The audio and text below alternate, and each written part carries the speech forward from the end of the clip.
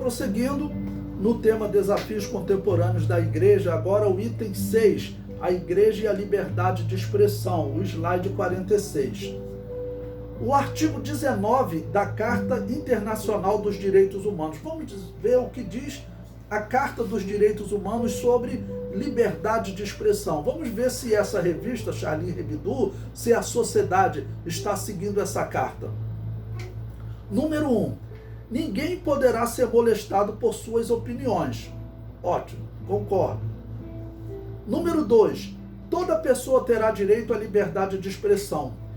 Esse direito incluirá a liberdade de procurar, receber e difundir informações e ideias de qualquer natureza, independentemente de considerações de fronteiras, verbalmente ou por escrito, em forma impressa ou artística, ou por qualquer outro meio de sua escolha. Bom, até aqui muito bem, mas vocês verão que parece que tem pessoas, meios de comunicação, que parece que leem só até esse item número 2, tá bom? O item número 3, agora no slide 47.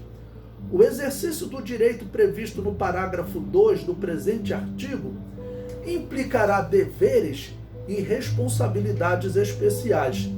Consequentemente, poderá estar sujeito a certas restrições.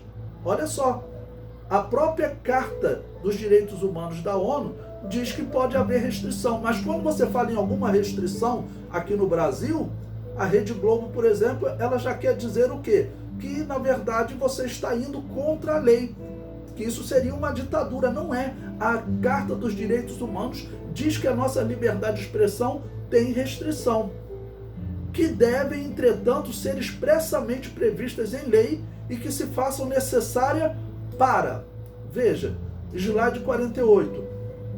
Primeiro, letra A, assegurar o respeito dos direitos e da reputação das demais pessoas. Será que eles, ao publicarem uma charge como Maomé, como ator pornô, como homossexual, ou mesmo fazendo da Trindade, do Papa como homossexual, será que eles estão respeitando os direitos da reputação das demais pessoas? É claro que não. Então nós estamos numa sociedade que ela respeita uma parte da lei, ela não respeita toda a lei. Essa é a verdade que aqui no Brasil acontece direto com a Rede Globo. Letra B, proteger a segurança nacional, a ordem, a saúde ou a moral pública.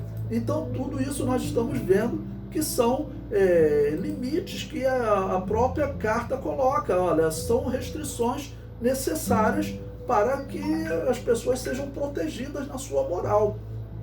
Slide 49. Por liberdade de expressão entende-se o direito de manifestar livremente opiniões, ideias e pensamentos sem praticar crime contra o direito de outrem. Tá bom? Mas eles querem liberdade de expressão para praticar crime. Muitos esquecem do artigo seguinte da mesma carta, o artigo 20 da Carta da ONU dos Direitos Humanos, o slide 50.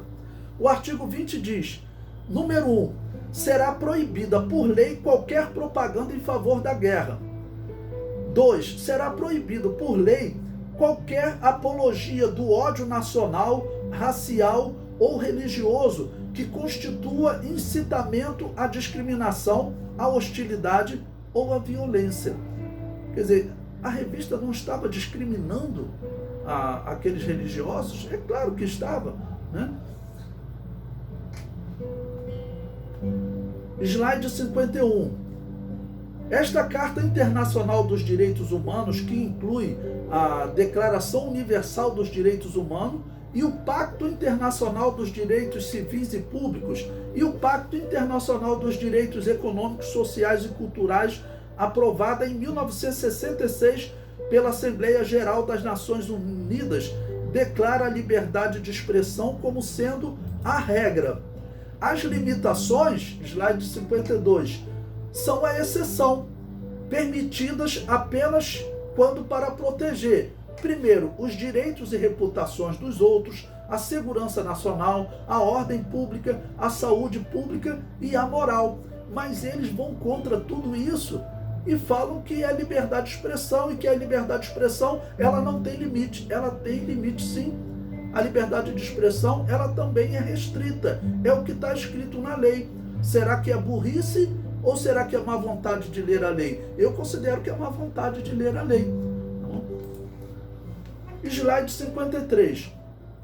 Observando essas exceções, podemos dizer que muitos defendem o direito à liberdade de expressão, mas desprezam as exceções. Vocês querem ver um exemplo?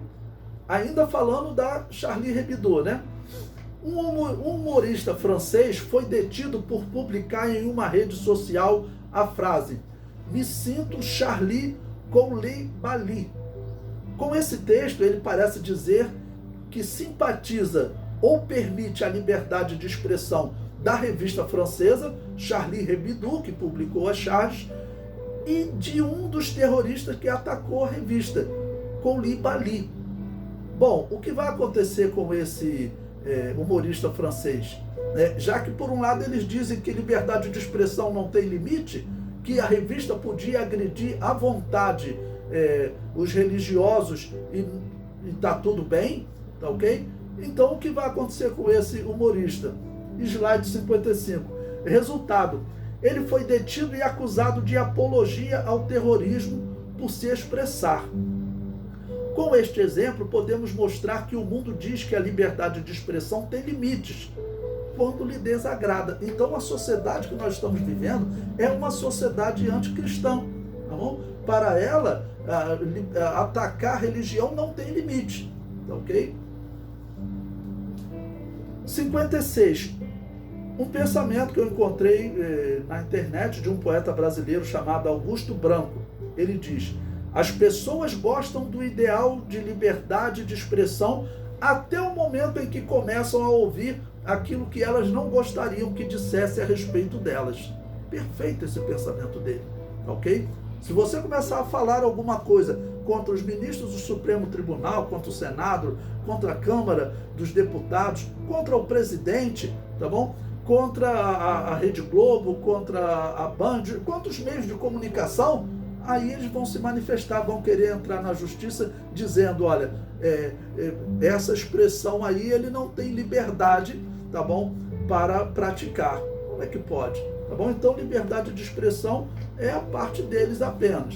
Um outro pensamento interessante de Rafael Michael: a mídia usa da liberdade de expressão como se ela tivesse o condão de passar por cima de outras garantias constitucionais, tá bom? É isso que nós estamos vendo na sociedade. A igreja, ela não pode ficar calada, tá bom? Porque o que eles estão chamando de liberdade de expressão é, na verdade, uma defesa de agressão aos cristãos. Slide 58. A liberdade de expressão privada é uma relação natural entre as partes e, por isso, não necessita de prevenção ou censura.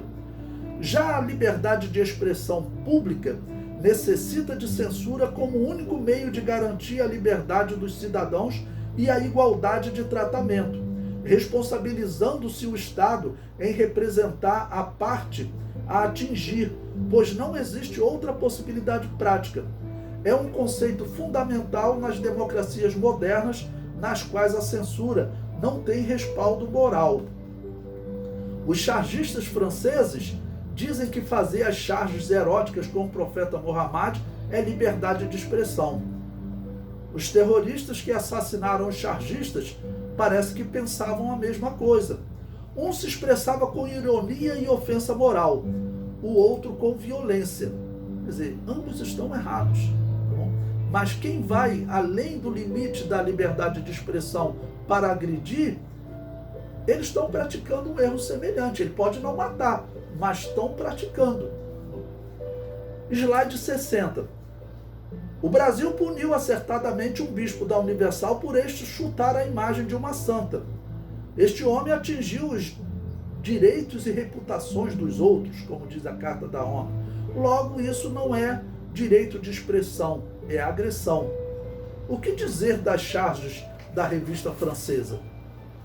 Apesar que eu vi o que o bispo fez, ele estava querendo dizer que aquela imagem não falava, mas ele não deveria chutar. tá certo? Mas foi punido, foi repreendido pela lei, foi punido. Então existe um limite para a liberdade de expressão. Vai falar isso para os meios de comunicação no Brasil hoje, né? A favor deles não existe limite, tá bom? Mas se for contra eles, existe limite. Slide 61. Mesmo assim, fico pensando sobre as mulheres e gays que se identificam como Marcha das Vadias, que durante a visita do Papa Francisco ao Brasil, fizeram apresentações públicas em que simulavam fazer sexo com uma imagem de Cristo. Quebraram imagens e se masturbavam com o crucifixo. Ninguém falou em puni-las. Então, olha, se existe um limite para a liberdade de expressão, esse limite está sendo colocado apenas contra os cristãos, tá bom? Aqueles que vão contra as religiões, para eles não existe limite. O slide 62. A Declaração dos Direitos do Homem e do Cidadão, elaborados pela Assembleia Francesa de 1791, tem muitos dos direitos que o cristianismo já defendia para o homem. Tomás de Aquino disse: a sorte da alma imortal de um único indivíduo vale mais que a sorte de todos os impérios, ou seja, a alma do homem vale muito. Após a Segunda Guerra Mundial, cresceu no mundo a luta pelos direitos humanos. Não se deve confundir direitos humanos com direito de opinião. Crer que uma determinada doutrina é errada não está atingindo os direitos humanos de ninguém. Eu cito como exemplo os adventistas do sétimo dia. Eles acreditam que, por exemplo, os membros da Assembleia de Deus, aquelas religiões que não guardam o sábado e teoricamente guardam o domingo, eu não guardo o domingo, eu guardo todos os dias da semana. Pois bem, mas aquelas que não guardam o sábado, sabe o que os adventistas do sétimo dia dizem? Eles dizem que você tem a marca da besta por não guardar o sábado. Isso não me ofende nada, ele tem direito de ter a opinião dele. Eu afirmo que ele está errado, só isso, tá bom? E, no caso, eu afirmar que ele está errado, eu não estou desrespeitando ele, tá bom?